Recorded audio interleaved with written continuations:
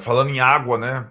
Duas finais, a do Maracanã e do Morumbi, em que faltou água nos dois estádios. E talvez tenha influenciado um pouco na qualidade das partidas.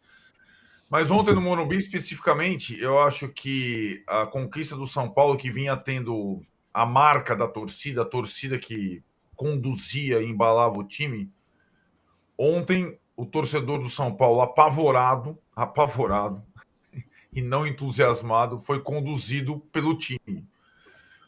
Quem estava no Morumbi ali, sobretudo no segundo tempo, depois do gol do empate do Nestor, viu que o torcedor do São Paulo simplesmente não conseguia extravasar. Ficava olhando o relógio, esperando acabar o jogo, sofrendo, roendo as unhas e tudo mais. Típico comportamento de quem está na fila. O time acho que soube se comportar com os nervos, né? E soube, pelo menos, travar o Flamengo no segundo tempo. E aí as trocas foram sendo feitas e o São Paulo conseguiu, sem ser exatamente brilhante no jogo da volta, segurar a vantagem e o título inédito. Né? Um título, como você disse, Tironi, que tem uma importância gigantesca pela fila, pela trajetória quase roteiro de cinema, né? Palmeiras, Corinthians e Flamengo. Não é qualquer coisa. É um dos maiores títulos da história do São Paulo pela trajetória. E um título que pode mudar um pouco a situação de, digamos, coadjuvante que o São Paulo vinha tendo nos últimos anos. Mas a gente tem muito para discutir. O título é merecido e eu acho que tem alguns personagens muito marcantes. E agora a missão passa a ser uma missão controlar o brasileiro que ainda não está seguro, digamos assim. Quarta-feira já tem jogo de novo no Morumbi. Muito bem. Bom dia, boa tarde, boa noite, Mauro. Você também estava no Morumbi. Bom dia a todos. Ontem teve um detalhe que me chamou a atenção no final. Bem, não tinha quase ninguém no estádio, alguns torcedores estavam dentro do gramado tirando foto, uma galera entrou do campo. E eu fiquei horas lá ainda trabalhando, né? Eu fui para a cabine da Jovem Pan Esporte, fiz a transmissão do jogo e depois fiquei lá, fiz minha live do meu canal, fiquei escrevendo para o blog do UOL, fiquei lá trabalhando até quase 10 horas da noite. E tinha um camarote com uma festa lá, rolando lá um pagode, daqueles que o Tirone gosta e tal. E, de repente, começou um discurso do Casares. E aí que eu quero tocar no ponto, né? É impressionante como os dirigentes de futebol se parecem e tiram proveito desses momentos como se fosse modelo de gestão. O Casares não é modelo de gestão. O São Paulo não tem um bom modelo de gestão. O São Paulo foi ao cassino. Ele investiu mais do que pode, jogou as fichas e deu certo. Né? E agora vai para o cassino de novo ano que vem, provavelmente vai tentar se reforçar para tentar ganhar a Libertadores. E as dívidas, os outros problemas que eram pauta de época de eleição, início de campanha, isso fica de lado. Pouco importa, quem vai ligar para isso hoje? São Paulo é campeão, assim que funciona. Mas o discurso era muito curioso, sabe? E exaltado, até aquele famoso palavrão, seguido de é o melhor presidente do Brasil. Olha que coisa bonita, né? Casares. Ainda tinha um Casares ao final. Um negócio sensacional. Pena que eu não gravei, mas eu escutei, ficou na memória, compartilho com vocês, que pouca gente, certamente, poucos tricolores acompanharam isso, estejam casarizeados ou não, né? Que agora tem isso, né?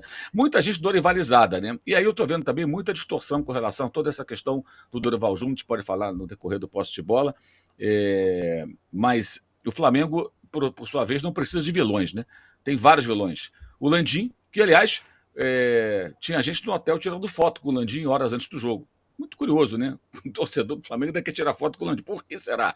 Não sei, mas tirou foto. Teve gente que está tirando foto, tem vídeo mostrando isso. Depois foi encontrar o governador de São Paulo. Essa semana esteve em Brasília cuidando de outras questões. Também a gente pode desenvolver no decorrer do nosso podcast, mas convenhamos, né? É muito curioso. Tem mordida na virilha, tem o presidente atrapalhado, o técnico que deu uma coletiva bizarra no final, o Sampaoli, tentando trazer para ele méritos que ele não tem. Na verdade, ele foi muito mal na final. O jogo, a final se decide no primeiro tempo do Maracanã, quando o Flamengo jogou com uma escalação estapafúrdia, porque ele não teve coragem de deixar do banco o Gabigol, que ontem entrou no jogo, ele não existiu. O Gabriel não existiu. E impressiona a entrevista desse rapaz depois do jogo. E quando eu falo isso, tem gente que acha que é perseguição. Não, é uma crítica absolutamente construtiva de quem admira o jogador e de quem respeita a sua história no clube e lamenta que ele esteja jogando isso fora. O Gabriel precisa acordar. Ele está vivendo um mundo paralelo. O que ele fala depois do jogo, que o Flamengo é uma engrenagem, o time que se a engrenagem não funciona, ele também não funciona. Então, quando ele faz os gols, é por quê? Porque a engrenagem funciona. Então, o mérito também não é dele. O mérito é de quem é do primeiro gol lá em Lima? Do Bruno Henrique e do Arrascaeta, ele só empurrou para o gol. O demérito é do Pinola, que deu passe, entre aspas, para ele fazer o segundo gol contra o River. Não importa, ele estava lá e fez o gol. O jogo é coletivo, mas ele precisa mudar o seu comportamento, que o desempenho individual é sofrível. Ontem ele não fez nada além de chutar o gramado e cair sozinho, na sua primeira intervenção. Foi um desastre. O Pedro fez até um jogo bem, um primeiro tempo até bem bom, participou do gol e tudo mais. E também destacar do lado rubro-negro a indolência do Gerson, né? O Flamengo vence por 1-0, o gol nos acréscimos, joga melhor. São Paulo até igualou o jogo, mas o Flamengo era melhor no conjunto da primeira etapa. De fato, o estádio não estava pulsando, a torcida estava apreensiva, o pessoal roendo as unhas. O Flamengo faz o gol, a torcida do Flamengo começa a cantar, vai para o intervalo, jogando a pressão para cima do São Paulo, se fica 1-0, e aí o Gerson tem uma bola na entrada da área, ele não passa, ele não chuta, ele perde a bola. E aí a bola vai lá na direita, o Ailton Lucas faz uma falta completamente idiota no Ailton Rato, era só cercar, a bola é jogada na área, o Rossi soca para fora da área, ninguém do rebote, o Nestor acerta um belíssimo gol, aliás, um personagem tanto esse rapaz, mas ninguém está perto para diminuir o espaço. Claro, o jogador menos distante era o Gerson, mas se preocupou em disputar a bola fora da área? Não, assistiu, ficou olhando, como em outras ocasiões. Então, até nas contratações, parece que contrata-se até você tentar entender qual é o estágio do jogador que passa na cabeça dele. Tem Gerson, tem Fabrício Bruno, tem Gabriel Barbosa, tem vários jogadores que estão vivendo fora da realidade. Como o Sampaoli com a sua entrevista estapafúrdia, né? Quanto aos dirigentes, aí é outra história, né? O patamar é mais alto mesmo, em termos de lambança e de equívoco. É um feito e tanto.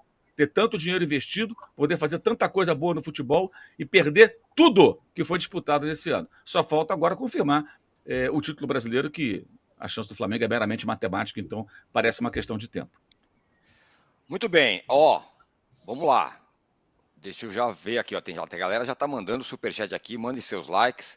E o Fauri Nunes fala, e o Caleri, machucado há 6 meses, que participa mais que Pedro e Gabigol 100%? O Mauro falou um pouco aí do Gabigol, falaremos do Caleri, né, que vai ter que operar o tornozelo, ficou jogando aí um tempão na base da infiltração. Vou falar a enquete e em seguida vou dar o meu bom dia para o Trajano. A enquete é a seguinte, para quem está nos acompanhando ao vivo no YouTube. Qual o grande responsável pela conquista do São Paulo?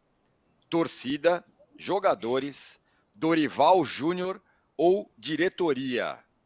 Bom dia, boa tarde, boa noite, José Trajano. Que coisa impressionante, né? Antes de qualquer coisa, eu pedi ao Juca para ele estimar os likes, né? Qual é a previsão de hoje, Juca? Ô Zé, estou fazendo a seguinte conta. Você sabe que o São Paulo é o clube de futebol mais vitorioso do Brasil, embora seja entre os chamados 12 grandes, o único que não fez ainda 100 anos, o que aumenta a qualidade desta constatação. Faltam 7 anos para o São Paulo fazer 100. Passou os últimos 15 meio que jejuando. Então, eu vou estabelecer 1000 likes para cada um desses próximos 7 anos, quando o São Paulo deve retomar a sua história. Queremos 7 mil likes. Exatamente. Rapaz, que beleza. Parece que beleza a festa hoje, São Paulino. Bom, parabéns, antes de qualquer coisa, aos nossos 2 companheiros, né? Porque, aliás, eu estava vendo ontem um trecho do programa da live pós-jogo, e teve gente que parabenizou a dupla, dizendo, vocês foram companheiros durante essa trajetória toda de sofrimento e sei lá o que. Pandemia. A torcida do camarote lá devia gritar nosso nome, do camarote do tá vendo? Mauro. Junto com gritar Casares, né, como o Mauro falou. Olha, enquete pós-vitória, pós-conquista. Então, cabe tudo ali, torcida, jogador, diretoria. Olha, botar a diretoria na enquete é ridículo, cá entre nós, né? Então, Botar o Casares e companhia na pesquisa é fora, fora. Ao contrário que gritavam lá no camarote, eu grito ao contrário. Eu sou igual o Nezinho do Jeg, né? Fora Odorico, então, fora Casares da pesquisa. Tá? Jogadores, sim. Jogadores, sim. Alguns jogadores se destacaram muito. Esse menino Rodrigo Nestor, dos 2 jogos decisivos, foi um brilhante. Aliás, acertou um gol que magnífico. Foi até gol Puskás. Eu acho que nunca mais vai fazer um gol como esse. Não estou desejando isso, mas é um gol tão impressionante, pegando de prima e tal, né? Deu tudo certo. Foi o gol que deu título ao São Paulo. Que é mais Dorival Júnior. Tem a sua parcela, sim, também, claro. Tem a sua parcela. Uma parcela importante, né? Junto com os jogadores. E a outra qual é? Torcida. A torcida poderia ser, mas não foi ontem o que foi durante o restante. Então, se eu tiver que responder a enquete cheia de plumas, de confete, serpentinas, Esquadrilha da Fumaça, não sei o quê. Aliás, que a Esquadrilha da Fumaça foi só aquilo? Passou e foi embora e disse adeus? Foi. Aquilo lá. Coisa ridícula, né? Gastaram combustível só para aquilo ali? Eu não vi sentido nenhum naquilo. Bom, eu vou ficar com os jogadores. Porque não só o Rodrigo Nestor, o goleiro, esse goleiro, o Rafael, que é que a gente sabe muito bem, desde que o Rogério Ceni saiu, já foram testados ali dezenas de goleiros, né? Nenhum dava certo. E ele está dando certo já há algum tempo. E ele é tricampeão da Copa do Brasil, hein? Ganhando pelo Cruzeiro e pelo Atlético. O Rafinha, né? Pela liderança e tal, capitão do time. O Beraldo, que é uma surpresa, um bom zagueiro, jovem. Então, eu acho que os jogadores. Vou perder, vai dar Dorival Júnior, mas vou perder e vou ficar com os jogadores. Daqui a pouco eu vou dar as parciais aí, vocês vão se surpreender. Juca Kfouri. Bom dia, boa tarde, boa noite. Antes aqui, o Yoshiro fala, foi um título democrático do Tricolor, onde o maior artilheiro foi o Rato, com 2 gols. Título mais coletivo impossível, diz ele. Diga lá, Juca, bom dia. Bom dia, boa tarde, boa noite. Aliás, essa é uma das grandes diferenças entre o Flamengo e o São Paulo. São Paulo é um time coletivo, de trabalho, mutirão. O Flamengo é um arquipélago. São 11 ilhas que não se comunicam entre si. Ô, âncora, primeiro eu preciso puxar a sua orelha, porque na apresentação você esqueceu simplesmente de falar de Boca Juniors e Palmeiras na Libertadores. Você falou do jogo. Assim?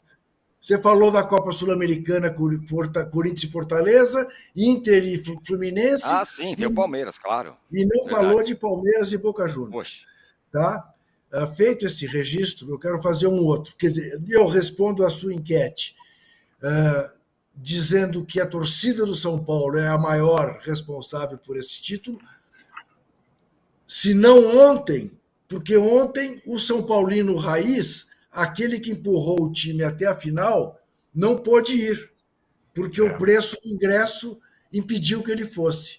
Quem observou o Morumbi ontem, viu o Morumbi branco, inteiramente branco. Só no gramado havia o equilíbrio que existe na população brasileira, entre negros e brancos. Nas arquibancadas, não. Era um estádio branco. E o estádio branco impulsiona menos o time do que o torcedor raiz. Então, ontem tinha mais as mansões do Morumbi do que Paraisópolis, que é o que dá esse cunho hoje, mas hoje não, de muito tempo para cá, diga-se de passagem, mais popular ao São Paulo. Mas eu queria mesmo era introduzir um outro ponto neste roteiro, nesta sugestão, que é até o título do meu blog em relação ao nosso podcast. Afinal das contas, o São Paulo ganhou ou o Flamengo perdeu? Porque eu, às vezes, olho e vejo a repercussão e parece que se trata mais da derrota do Flamengo do que da vitória do São Paulo. Isso não faz o menor sentido. Primeiro, porque a derrota do Flamengo nem foi tão derrota. Empatou o jogo na casa do rival com 63 mil torcedores. E fez a torcida ficar calada quase até o final do jogo. Tá bom, o Flamengo perde o 7º título que entrou para disputar esse ano. Quantas finais fez? Eu prefiro ver meu time perdendo a final do que sequer chegando à final. E, basicamente, a notícia é o São Paulo ganhou. São Paulo ganhou um título inédito. Se o São Paulo perde, alguém diria, não, isso não é notícia, porque o São Paulo vem perdendo há 15 anos. Não, mas o São Paulo ganhou. O São Paulo ganhou a primeira Copa do Brasil da sua existência, em 23 participações. Sempre lembrando que não participou de outras 8, porque estava jogando Libertadores. O São Paulo ganhou a taça que lhe faltava. O São Paulo é que tem que ser o objeto de tudo nesse momento. É claro que o fato de o Flamengo ser o clube de maior torcida do país torna relevante o Flamengo, mais uma vez, não ter sido campeão. Mas mais importante do que isso nesse momento é consagrar o São Paulo, e eu repito, é o clube de futebol brasileiro mais campeão de todos. Se você somar os títulos internacionais aos nacionais. Faltava um, agora não falta mais.